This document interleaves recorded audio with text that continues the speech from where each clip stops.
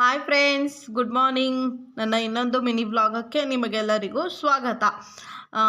Friends, ನಾನಿವತ್ತು ಬೆಳಿಗ್ಗೆನೇ ಬ್ರೇಕ್ಫಾಸ್ಟ್ಗೆ egg rice ಮಾಡ್ತಾಯಿದ್ದೀನಿ. Egg rice ಅಂದರೆ ಜಸ್ಟ್ ಮೊಟ್ಟೆ ಒಂದೇ ಹಾಕಿಬಿಟ್ಟು ಮಾಡ್ತಾಯಿಲ್ಲ, ಆಲ್ಮೋಸ್ಟ್ ಎಲ್ಲ ನಮ್ಮ ಮನೇಲಿ ಇರುವಂತಹ ವೆಜಿಟೇಬಲ್ಸ್ ಎಲ್ಲ ಹಾಕಿಬಿಟ್ಟು ಎಗ್ ರೈಸ್ ಮಾಡ್ತಾಯಿದ್ದೀನಿ.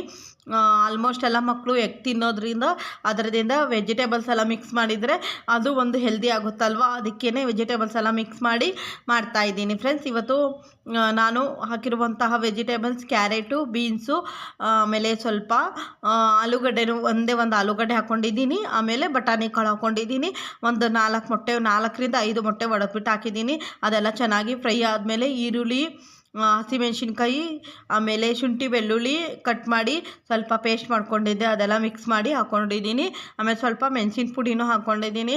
ಈ ಥರ ಪೂರ್ತಿ ವಿಡಿಯೋ ಲಾಂಗ್ ವ್ಲಾಗಲ್ಲಿ ಶೇರ್ ಮಾಡ್ತೀನಿ, ಹೋಗಿ ಖಂಡಿತವಾಗ್ಲೂ ಚೆಕ್ಔಟ್ ಮಾಡಿ.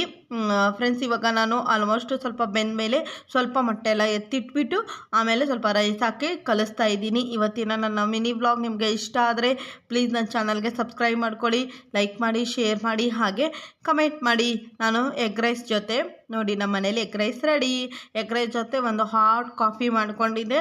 ಈ ಥರ ಪೂರ್ತಿ ವಿಡಿಯೋ ಲಾಂಗ್ ವಿಡಿಯೋದಲ್ಲಿ ಶೇರ್ ಮಾಡಿದ್ದೀನಿ, ಹೋಗಿ ಚೆಕ್ಔಟ್ ಮಾಡಿ. ಬಾಯ್, ಥ್ಯಾಂಕ್ ಯು ಫಾರ್ ವಾಚಿಂಗ್.